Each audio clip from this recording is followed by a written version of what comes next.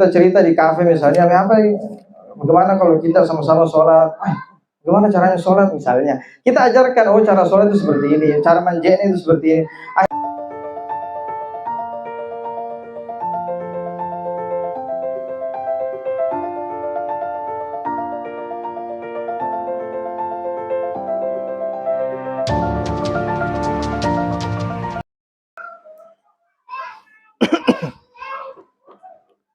Assalamualaikum warahmatullahi wabarakatuh. Waalaikumsalam warahmatullahi wabarakatuh. Alhamdulillah. Nahmaduhu wa nasta'inuhu wa nastaghfiruh. Wa na'udzu billahi min shururi anfusina wa sayyiati a'malina.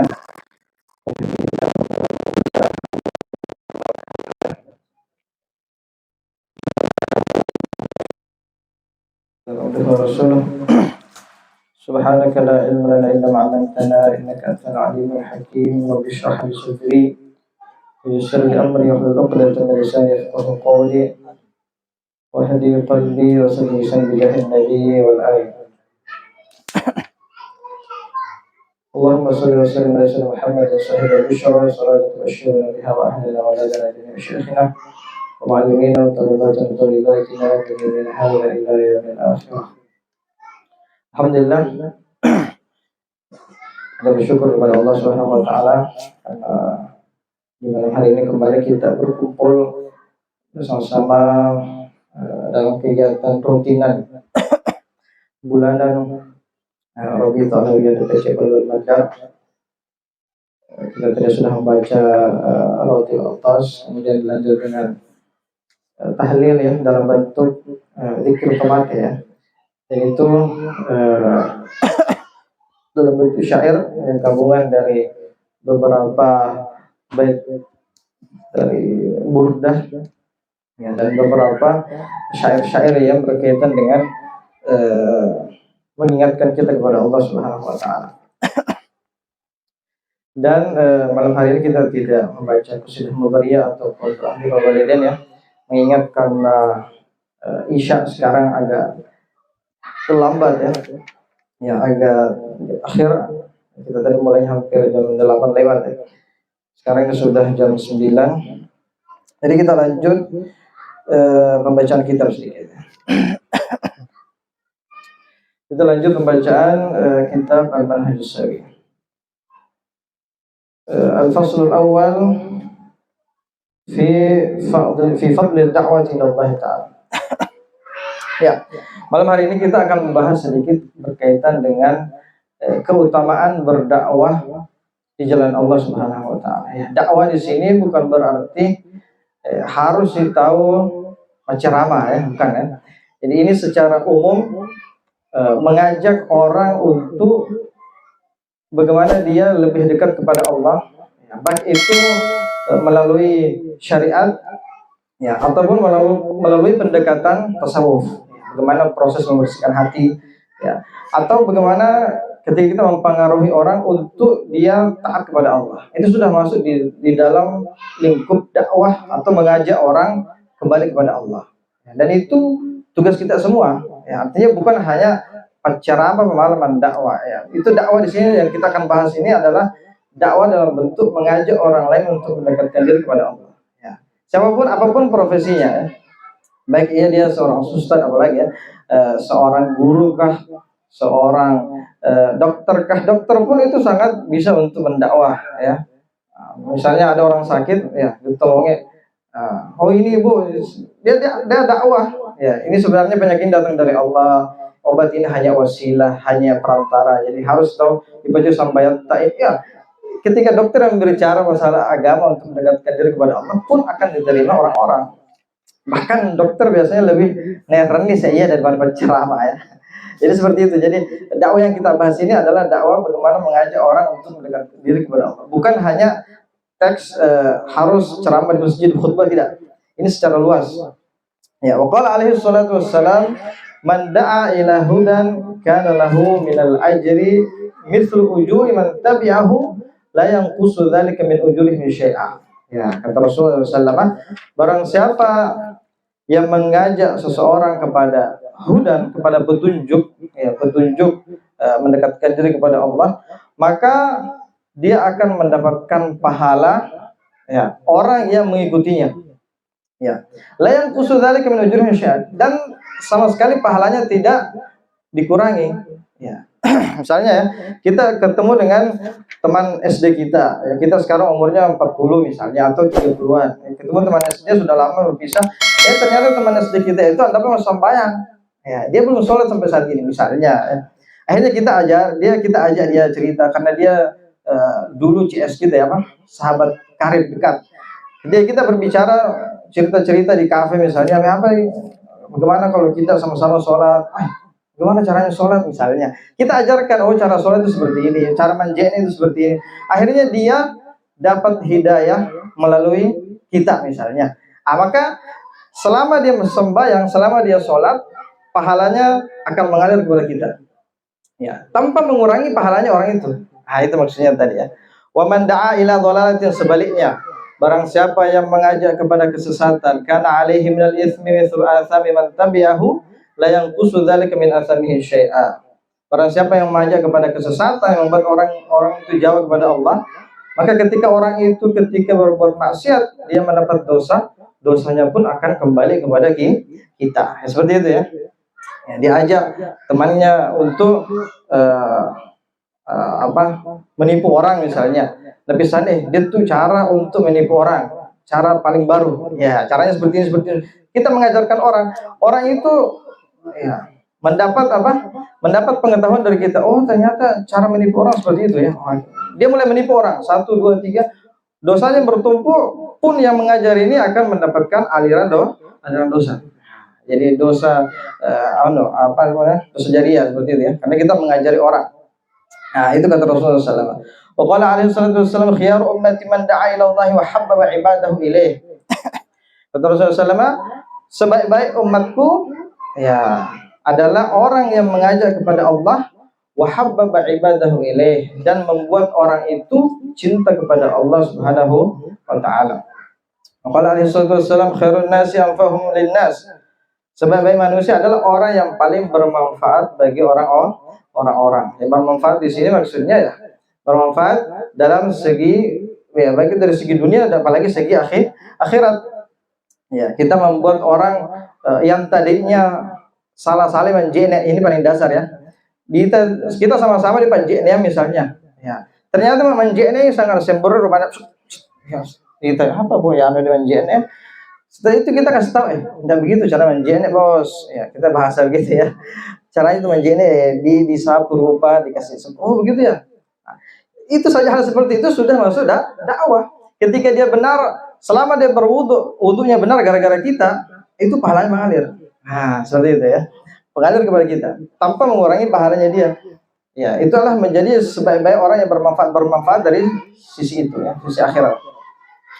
Kemudian fi riwayat habbun nasi Allah azza wa jalla anfahum linnas, sama ya. Kemudian wa qala aidan li Ali karamallahu wajhah. Ini sebelumnya Rasulullah SAW li Mu'adz bin Jabal.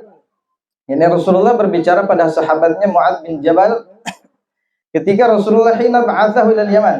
Tatkala Rasulullah mengutus Mu'adz bin Jabal untuk menjadi pemerintah di Yaman. Ya, kata Rasulullah SAW kepada Mu'adz, ya Mu'adz, la'an yahdiyallahu ala yadayka rajulan min ahli syirki khairun laka min an yakuna laka humurun ni'am. Ya. Rasulullah SAW, wahai Mu'adz, ketika engkau ya memberikan nasihat kepada orang, ya, kemudian Allah memberikan hidayah kepada orang itu seperti kamu, maka itu lebih baik bagi kamu daripada kamu memiliki humrun ni'am. Ya, humrun ni'am itu biasa kita dengar terjemahannya unta merah. Ya, unta merah itu adalah kiasan kendaraan yang paling mewah waktu itu. Ya, artinya lebih baik ketika kamu bicara sama orang misalnya menasihati orang kemudian dapat hidayah, maka itu lebih baik daripada kamu punya kendaraan yang paling mewah. Dalam riwayat yang lain Rasulullah SAW bersabda kepada Sayyidina Ali karramallahu wajhah, la an yahdiyallahu bika rajulan wahidan khairul laka min humrin na'am. Ya, min humrin ni'am ya. Itu sering kita mendapatkan dari Habib Sugeng Baharun. Beliau mengatakan bahwa ya, Maksudnya itu ketika kita memberikan nasihatkah atau arahan kepada orang, kemudian orang itu mendapatkan hidayah melalui nasihat kita, melalui arahan kita, maka itu lebih baik daripada kita bersedekah senilai kendaraan termewah saat ini. Ya. Kalau saat itu Rasulullah di zaman Rasulullah umurnya, kalau saat ini ya kita lihat banyak mobil termewah sekarang ya.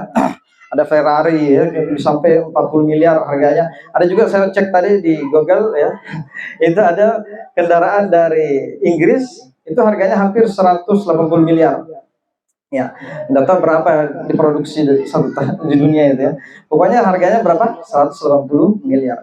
Jadi ketika kita mengajak seseorang untuk berdakwah, mengajak orang untuk dekat kepada Allah, memperbaiki syariatnya misalnya, dan dia menjadi cinta kepada Allah, artinya dia mendapatkan hidayah karena wasilah kita, berarti seolah-olah kita bersedekah sebanyak, ya, anggaplah Ferrari 40 miliar misalnya. Wah, artinya pahala kita sangat luar biasa banyaknya.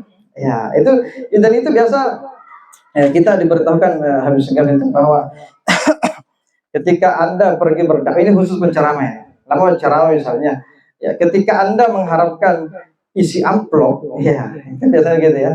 Ceramah isi amplop misalnya kalau di daerah Mandar itu ya paling standar 500.000 lah. Anda mengharapkan itu, ya ketika mengharapkan itu, maka disitulah pahala Anda selesai.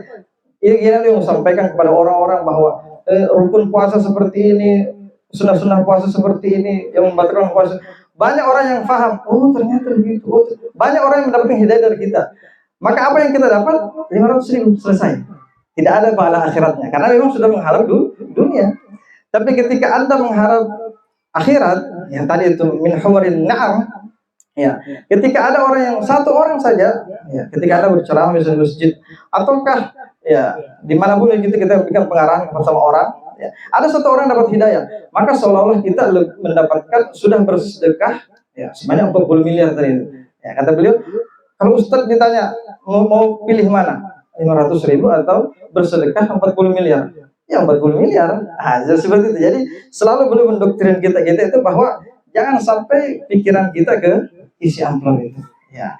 Karena dan memang dan seperti itulah manusia. Manusia pada dasarnya pasti suka dengan uang. Ya tidak ada orang sesugi apapun orang ya, sekaya apapun orang itu, wah dia tuh pengen doi 1 juta pasti mari ya. Karena memang itulah. Kita ini memang di dalam hati kita ini jadi butuh yang namanya cinta dunia. Nah, cuman ketika kita belajar seperti ini, kita menuju proses untuk dilakai apa-apa. Dan itu memang berat ya, memang berat untuk melakai namanya cinta dunia. Ya, tapi beliau selalu mendoktrin kita untuk jangan sampai gara-gara 500.000, ya, 100.000 ke 200.000 atau 1 juta, 10 juta, 50 juta, Anda lebih memilih itu dibandingkan bersedekah 40 miliar. Nah, itu selalu doktrinnya seperti itu. Dan juga kita selalu teringat Habib Abuya juga, Abu Habib Zain Baharun itu selalu mengatakan bahwa dan memang seperti itulah, pasti ada bisikan-bisikan seperti itu. Ya, apalagi dekat Ramadan ini, ya, banyak jadwal ceramah. Oh, nanti saya ceramah di sini. Oh, biasanya amplopnya sekian. Masuk bisikan-bisikan seperti itu. Ya, nanti ketika mau suruh orang ceramah dia doi sekian, maka saya akan beli ini. Bisikan-bisikan seperti itu akan muncul dan itu harus ditepis bahwa masa gara-gara doi Pak ada pahala sedikit bersedekah 40 miliar. Itu sering kita diajarkan seperti itu. Dan juga kata beliau bahwa ketika ada bisikan seperti itu, jangan sampai menjadikan kita berhenti untuk berdakwah. Anda malah ikhlas, semata lamba mendakwah, misalnya mengajukan orang mengajarkan orang ini, semata dia bisikan pasti ketika bilang muka mendakwah, nggak usah Pak, karena semata lino pikir. Ketika Anda seperti itu pun berarti membuat setan senang.